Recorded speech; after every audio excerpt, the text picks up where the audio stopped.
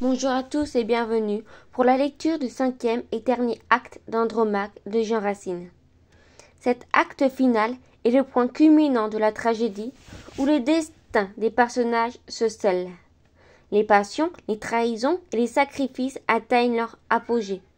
Dans cette conclusion poignante, nous verrons comment Andromaque, Pyrrhus, Hermione et Oreste font face à leurs dilemmes et à leur choix ultime. Préparez-vous à être transportés par l'intensité dramatique de ce dernier acte. Acte 5, scène 1, Hermione. Où suis-je? Qu'ai-je fait? Que dois-je faire encore?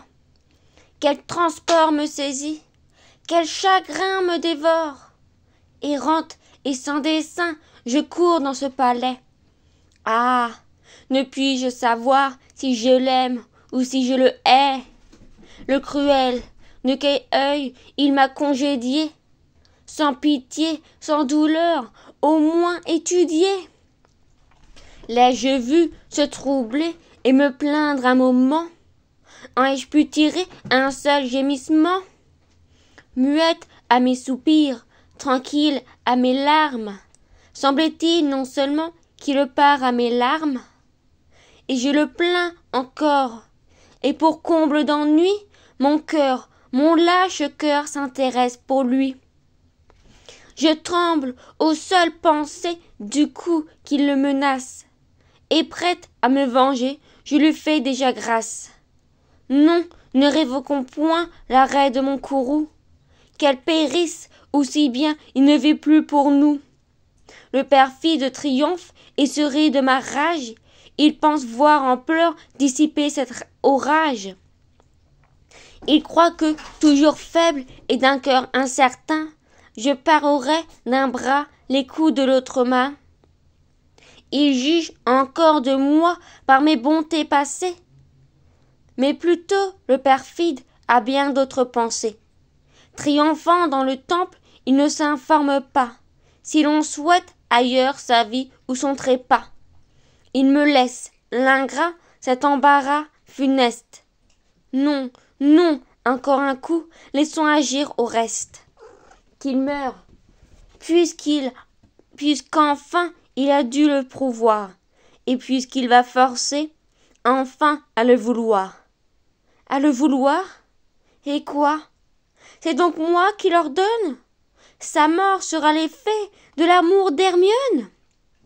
Ce prince, dont mon cœur ne satisfait autrefois avec tant de plaisir redire les exploits, à qui même en secret je m'étais destiné avant qu'on ne conclût ce fatal imminé. J'ai donc traversé tant de mers, tant d'états, que pour venir si loin préparer son trépas, l'assassiner, le perdre. Ah! Devant qu'il expire. Scène 2. Hermione, Cléone. Hermione. Ah, qu'ai-je fait, Cléone? Et que viens-tu me dire? Que fait Pyrrhus? Cléone.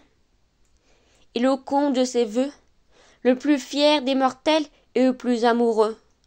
Je l'ai vu vers le temple où son hymen s'apprête, mener en conquérant sa nouvelle conquête, et d'un œil où brillait sa joie et son espoir, s'enivrait en marchant du plaisir de la voir.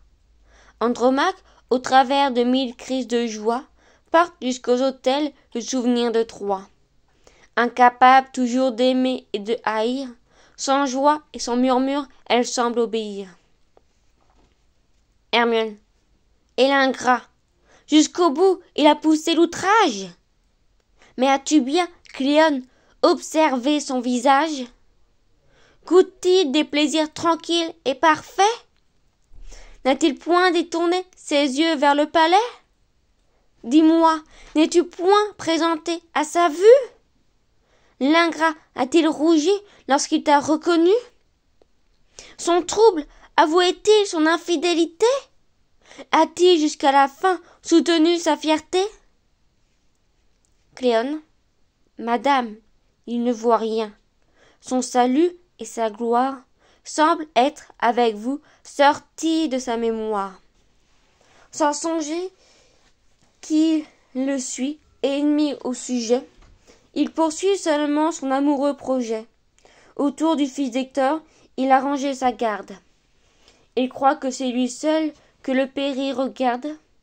Phoenix même en répond qu'il l'a conduit exprès dans un fort éloigné du temple et du palais. Voilà dans ses transports le seul soin qui lui reste. Hermione. Le perfide, il mourra.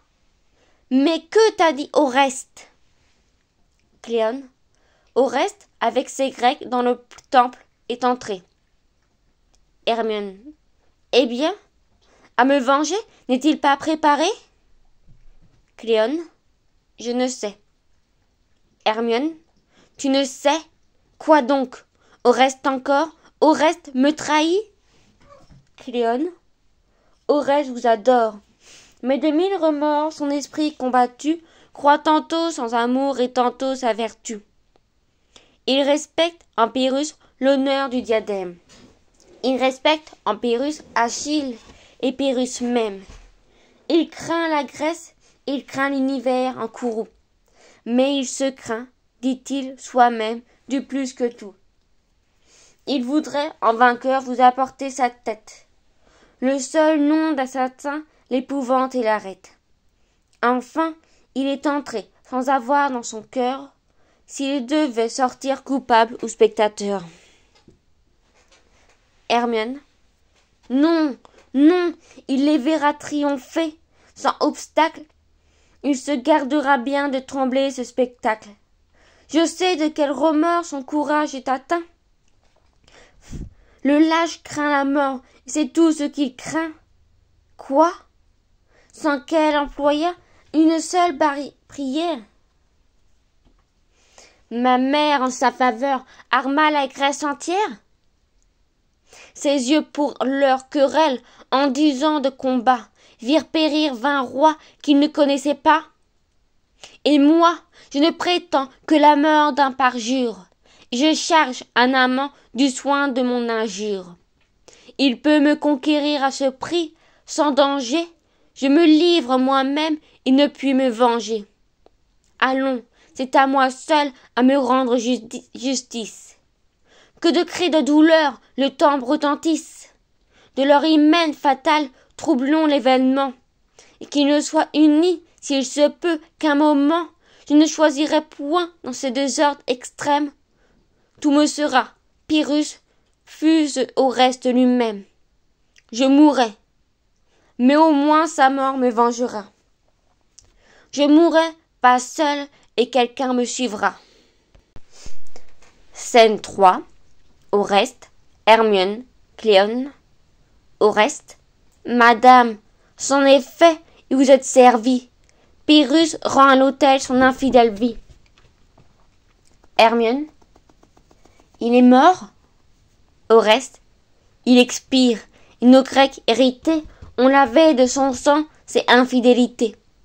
Je vous l'avais promis, et quoique mon courage se fît de son complot une funeste image, j'ai couru vers le temple où nos Grecs dispersés se sont jusqu'à l'autel dans la foule glissés. Pyrrhus m'a reconnu, mais sans charger de face, il semblait que ma vue excitât son audace, que tous les Grecs bravés en leur ambassadeur dussent de son hymen relever la splendeur.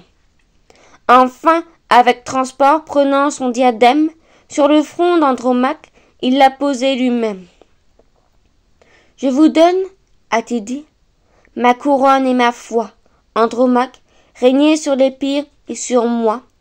Je voue à votre fils une amitié de père. J'en atteste les dieux, je le jure à sa mère. Pour tous mes ennemis, je déclare les siens, et je le reconnais pour le roi des Troyens. À ces mots que du peuple attiraient les suffrages, nos Grecs n'ont répondu que par un cri de rage. L'infidèle s'est vu partout enveloppé. Je n'ai pu trouver de place pour frapper. Chacun se disputait la gloire de l'abattre. Je l'ai vu dans leurs mains quelque temps se débattre, tout sanglots à leur cou, vouloir se dérober, mais enfin à l'autel il est allé tomber. Du peuple épouvanté, j'ai traversé la presse, pour venir dans ces lieux enlever ma princesse et regagner le port, où bientôt nos amis viendront couverts de sang que je vous ai promis. Hermione. Qu'ont-ils fait? Oreste. Pardonnez à leur impudence, impatience. Ils ont, je le vois bien, trahi votre vengeance. Vous vouliez que ma main portât le premier coup, qu'il sentit en mourant qu'il expirait pour vous, mais c'est moi dont l'ardeur leur a servi d'exemple. Je les ai pour vous seuls entraînés dans le temple, madame, et vous pouvez justement vous flatter d'une mort que leurs bras n'ont fait qu'exécuter. Vous seuls avez poussé les coups. Hermione. Tais-toi, perfide, et n'impute qu'à toi ton lâche parricide. Va faire chez tes Grecs admirer ta fureur. Va, je le désavoue, et tu me fais horreur. Barbare, qu'as-tu fait? Avec quelle furie as-tu tranché le cours d'une si belle vie? Avez-vous pu, cruel, l'immoler aujourd'hui, sans que tout votre sang se soulevât pour lui? Mais parla de son sort qui t'a rendu l'arbitre. Pourquoi l'assassiner? Qu'a-t-il fait? À quel titre? Qui te l'a dit? Oreste. Ô Dieu! Quoi? Ne m'avez-vous pas, vous-même, ici, tantôt ordonné son trépas? Hermione. Ah, fallait-il en croire une amante insensée? Ne devais-tu pas lire au fond de ma pensée? Il ne voyais-tu pas dans mes emportements que mon cœur demandait ma bouche à tout moment? Que je l'aurais voulu, fallait-il qu'il s'inscrit? N'as-tu pas dû 100 fois te le faire dire? Toi-même, avant le coup, me venir consulter, y avait revenir encore, ou plutôt m'éviter? Que ne me laissais-tu le soin de ma vengeance, qui t'amène dans des lieux où l'on fuit ta présence? Voilà de ton amour le détestable fruit. Tu m'apportais, cruel, le malheur qui te suit. C'est toi dont l'ambassade est tous les deux fatale, l'a fait pour son malheur penché vers mon rival. Nous le verrions encore nous partager ses soins. Il aimerait peut-être, il le feindrait du moins. Adieu, tu peux partir. Je demeure en Épire, je renonce à la Grèce, à Sparte, à son empire, à toute ma famille, et c'est assez pour moi. Traite, qu'elle ait produit un monstre comme moi. Scène 4. Oreste, seul. Que vois-je? Est-ce Hermione? Et que viens-je d'entendre? Pour qui coule le sang que je viens de répandre? Je suis, si je l'en crois, un traître, un assassin. Est-ce Pyrrhus qui meurt? Ou suis-je Oreste enfin? Quoi? J'étouffe en mon cœur la raison qui m'éclaire. J'assassine à regret un roi qui se révère. Je viole en un jour les droits des souverains, ceux des ambassadeurs et tous ceux des humains. Ceux même des hôtels où ma fureur l'assiège. Je devins parricide, assassin, sacrilège.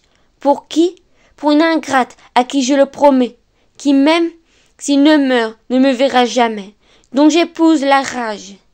Quand je l'ai servie, elle me redemande et son sang est sévi. Elle l'aime et je suis un monstre furieux.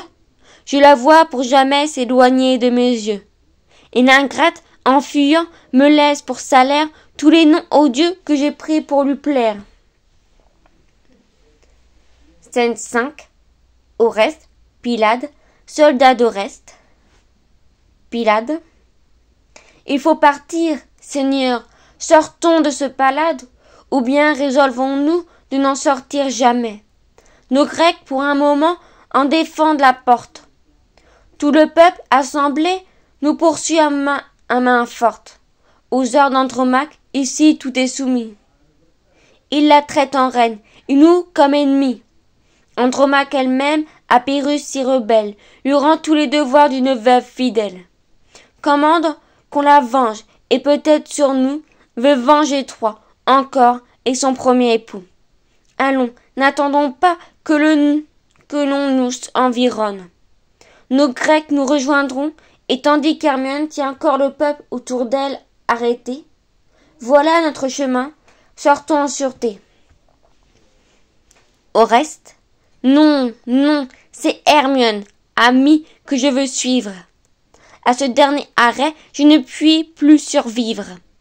Partez, j'ai fait le crime, et je vais l'expier. Pylade, Hermione, Seigneur? Il la faut oublier. Quoi? Toujours l'instrument et l'objet de sa rage? Cherchez-vous chez les morts quelque nouvel outrage? Et parce qu'elle meurt, faut-il que vous mouriez? Au reste, elle meurt. Dieu, qu'entends-je? Pylade, et quoi? Vous l'ignoriez? En rentrant dans ces lieux, nous l'avons rencontrée, qui courait vers le temple, inquiète, égarée. Elle a trouvé Pyrrhus, porté sur des soldats, que son sang existait à venger son trépas. Sans doute à cet objet sa rage s'est émue, mais du haut de la porte, enfin nous l'avons vu, un poignard à la main sur Pyrrhus se courber, lever les yeux au ciel, se frapper et tomber. Au reste, grâce au Dieu, mon malheur passe mon espérance. Oui, je te loue, ô ciel, de ta persévérance. Appliqué sans relâche au soin de me punir, au comble des douleurs, tu m'as fait parvenir. Ta haine, après plaisir, a formé ma misère. J'étais né pour survivre d'exemple à ta colère, pour être du malheur un modèle accompli. Eh bien, je meurs content de mon sort et rempli. Où sont ces deux amants? Pour couronner ma joie de leur sang dans le mien, il faut que je me noie. L'un et l'autre en mourant, je les veux regarder. Réunissons trois cœurs qui n'ont pu s'accorder. Mais quelle épaisse nuit tout à coup m'environne? De quel côté sortir? D'où vient que je frissonne? Quelle horreur me saisit? Grâce au ciel j'entrevois. Dieu, quel ruisseau de sang coule autour de moi. Pylade, ah, Seigneur! Au reste, quoi? Pyrrhus, je te rencontre encore. Trouverai-je par toi un rival qui j'abhorre? Percé de tant de coups, comment t'es-tu sauvé? Tiens, tiens, voilà le coup que je t'ai réservé. Mais que vois-je? À mes yeux, Hermione l'embrasse. Elle vient l'arracher au cou que je le menace. Dieu, quel affreux regard elle jette sur moi. Quel démon, quel serpent traîne-t-elle après moi? Eh bien, filles d'enfer, vos mains sont-elles prêtes? Pour qui sont ces serpents qui sifflent sur vos têtes? À qui destinez-vous l'appareil qui vous suit? Venez-vous m'enlever dans l'éternelle nuit? Venez à vos fureurs d'Orès, j'abandonne. Mais non, retirez-vous, laissez faire Hermione, l'ingrate, mieux que vous saura me déchirer. Et je lui porte enfin mon cœur à dévorer. Pylade, il perd le sentiment. Amis, le temps nous presse. Ménageons les moments que ce transport nous laisse. Sauvons-le. Nos efforts deviendraient impuissants. S'il apprenait ici sa rage avec ses sens. Merci d'avoir suivi cette lecture d'Andromaque de Jean Racine jusqu'à la fin. J'espère que vous avez apprécié ce voyage au cœur de la tragédie grecque. Si vous souhaitez découvrir d'autres œuvres littéraires et ne rien manquer de mes prochaines vidéos, n'oubliez pas de vous abonner et d'activer la petite cloche pour recevoir les notifications. Et bien sûr, n'hésitez pas à liker et à partager cette vidéo. À très bientôt pour de nouvelles aventures littéraires.